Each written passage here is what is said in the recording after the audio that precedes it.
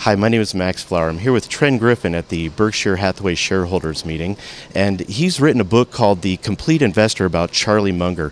Tren, tell us about your inspiration to follow Charlie Munger and what inspired you to write the book. Well, in 1999, stocks were obviously bubbly. In 2000, they were even more bubbly. And I wanted to find some way to ground myself in reality because it didn't seem real to me. It seemed crazy. And so what I did was I took a vacation and I read Warren Buffett for a week, and I kept running into this Munger character. And the more I read, the more I found him to be interesting, and the more I used his principles, the more I found them to be useful. And so he's been an inspiration for me in many ways. And what's one thing that you've learned about Munger that you didn't know before that you really appreciate now? Well, I think the key thing with Charlie is really the best way to be smart is to not to be stupid. And one way to deal with that is just to focus on making sound decisions, but a lot of sound decisions are around things to avoid. So by avoiding big mistakes in life, you're really a long ways along in doing well. And what's something about Berkshire Hathaway in general and also investing that you like?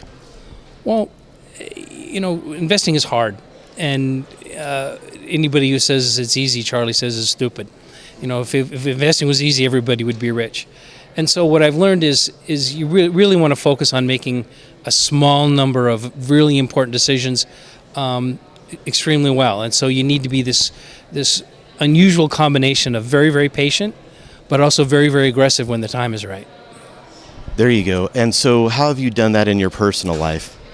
Well, what I look for is a small number of decisions, again, that are going to have a big upside. And those sorts of decisions tend to have what's called positive optionality, which is you want a decision where there's a small downside and a big upside. And you need to just sit and sit and sit and wait. And then when one comes along, you need to act quickly and with significant amounts of money. And if you can do that with discipline, you're gonna be a good investor. And tell us about your inspiration to start up your website, 25IQ, which I like a lot, and also has the feature 12 Things I Learned, and you cover various investors.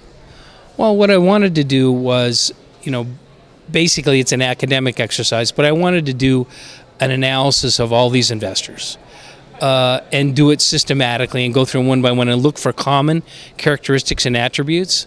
And by doing that in a disciplined way, week after week, I've sort of established a pattern of what makes for a successful investor. And so it's like mini business cases where you're doing analysis after analysis, and after a while you sort of start to see the success is never precisely the same, but it rhymes. There are certain themes that reflect success that repeat themselves among these investors. And that's probably the most interesting takeaway.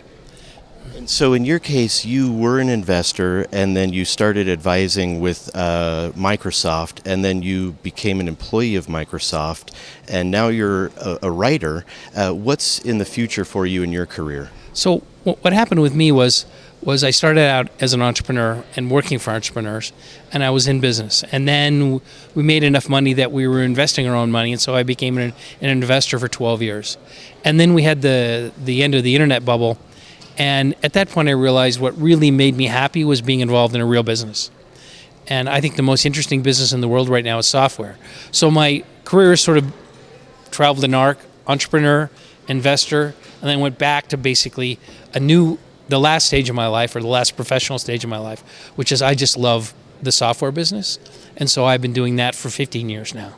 So as with a lot of people, one thing leads to another, and sort of it was an arc, let's put it that way. And what is it about the software business that you love? I think every business in the country right now is a software business. Even if you're a railroad, you're running software. Even if you're an oil company, you're running software. And so I think software is pervasive, but also it scales so well, and it's so interesting, and the people involved are very smart, and it's also very competitive. Returns have been great for me personally. So all those things combined make for sort of what Charlie calls a lullapalooza, which is a lot of good things. Very good.